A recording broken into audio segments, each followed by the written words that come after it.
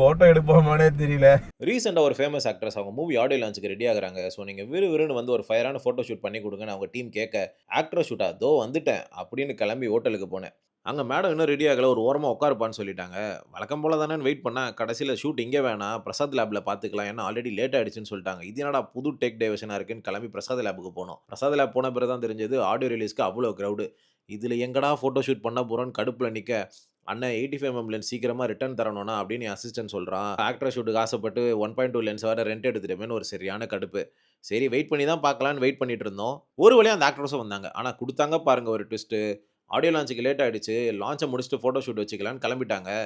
இது என்னடா நமக்கு வந்த சோதனை. ஆல்ரெடி நாங்க 3 மணி நேரமா வெயிட் மட்டும் தானே பண்ணிட்டு இருக்கோம். இதுல ஆடியோ லான்ச் முடியிற வரைக்கும் வெயிட் பண்ணணுமா? அப்டின்ட்டு இது வேலைக்கு ஆகாது. வந்ததுக்கு 85 1.2 கேம்ல போட்டு அழக பார்த்துக்கலாம்.